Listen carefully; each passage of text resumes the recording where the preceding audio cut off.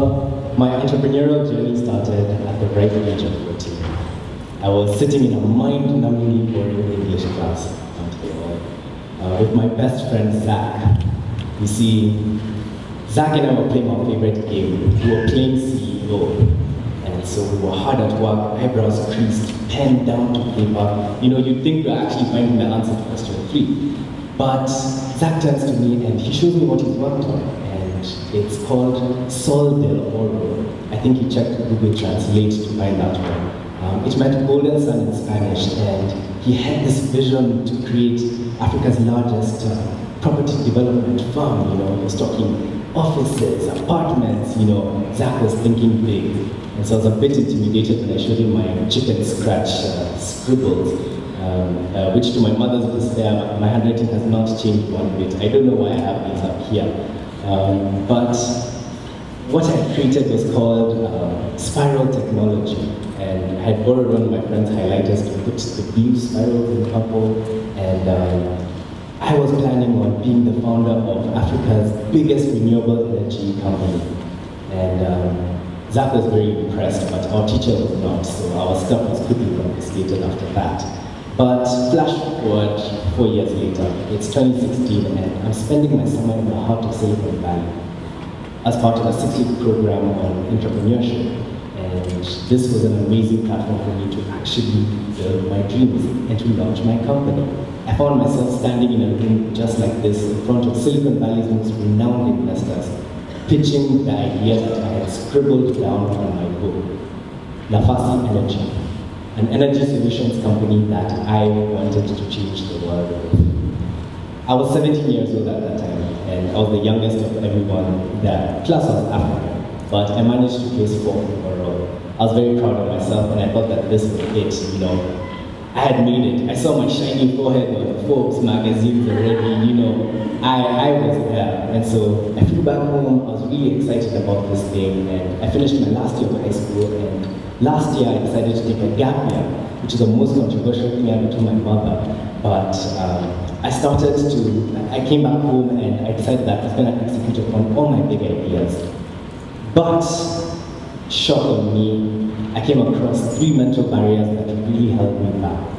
And we're going to talk about them, and we're going to see how overcoming them meant me achieving relative success for my age at this time. The first barrier was scarcity thinking. Scarcity thinking is basically a phenomenon where we measure the world around us by what we do not have. We only see the absence of things and not opportunities. Scarcity thinking was very difficult for me to overcome because it's something called confirmation bias. It's a fancy term that psychologists use, but I'll get into that a bit later. So it's around September and plastic bags are about to be banned. And so my friend calls me and he says, hey, look, this is an amazing business opportunity, this, that, the other. We're going to make millions, you know. Let's start importing cheap, usable bags from China. You know, this is an amazing opportunity. We're going to be the biggest distributors of these things across the country. And scarcity thinking kicked in when we walked into the headquarters of one of these retailers. And the receptionist looks us up and down and says, you guys are other ones. And we wondered, other what? Other people with reusable plastic bags. So we did realize that we had competition. And after she mentioned that to us, we began to see ourselves as inadequate. We began to see ourselves as less special. Needless to say, that business flopped. I am not making millions with it. Forget that. And that was confirmation bias working. Confirmation bias is basically where our minds interpret seemingly neutral stimulus around us and interpret it in a way that confirms our core beliefs and narratives that we tell ourselves. We told ourselves we're inadequate. We told ourselves we don't have the skills to do this. And certainly we were right, because we told ourselves that that was the truth. The second barrier that I came across was complacency. In this case, complacency was what I call spectator syndrome. You see problems taking place, you see things going on around you, but you take a step back and you're not the leader of the change. You're not acting out upon these problems. And this business was falling apart. My friend was calling me, hey, what are we going to do about this? What are we going to do about this? But we both sat back and watched it fail in front of our eyes. How unfortunate. Sorry. Complacency is such an issue because while we're sitting back, we forget to plant seeds. We forget that in order for us to eat the fruits of our labor, we must plant a seed first. We can't watch things unfold in front of us and in our own lives and hope to get results someday. We must start. You know that ancient Chinese proverb that says, the best time to plant a tree was 20 years ago, the second best time was now. With the failure of that business, I learned that I must plant my seed early. I must take action in order for me to reap the benefits of my work later on. The last and probably the most detrimental of all of the barriers that I faced was mediocrity. And I think I had to fail at another business venture for me to realize this, and that's exactly what we did. So again, another friend calls me and says, hey, I have this amazing idea, I'm going to create a website that does this, that, the other. It was in online retail, and I really loved it. And another friend called me and said, hey, I have this great idea. It's also in online retail. And I said, hey guys, let's merge this thing together. We were excellent dreamers, but poor executors.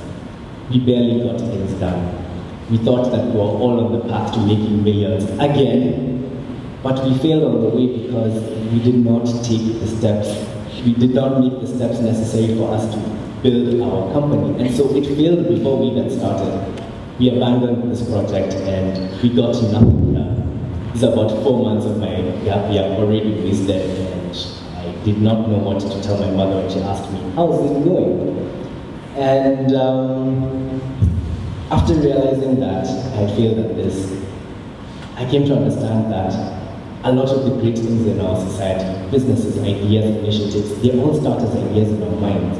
But the difference between my failed business and the Dangote, my failed business and SpaceX, my failed initiative in the Arab Spring of North Africa was that I was unable to translate my idea into action. And so, after mastering my mind, after launching 3 more business initiatives after that, after experiencing relative success with that, I decided to found another company. But this one was different. Because I had mastered my own mind, I wanted to make sure that the youth around me, my fellow teens, would have the tools to do the same. And so I launched Project Exponential, which is an initiative where we give young people our age the tools and the critical competencies necessary for them to overcome mental barriers in their minds, and to give them the tools to be able to execute upon and actually create tangible businesses and initiatives that solve real problems around them.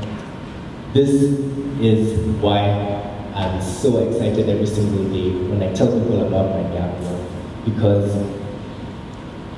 I realize that in order for us to get to where we want to go, we must reinvent ourselves. And I'm taking part in the reinvention of my peers' minds, the reinvention of my own mind.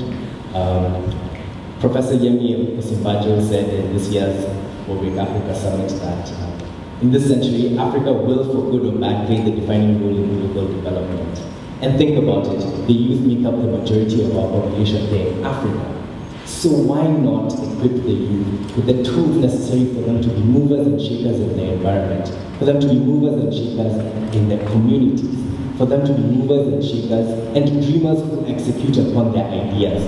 My vision for Project Exponential is that in the next few years we'll be able to sit back and watch transformation unfold in front of our eyes, because we as the youth have the tools to make our dreams a reality.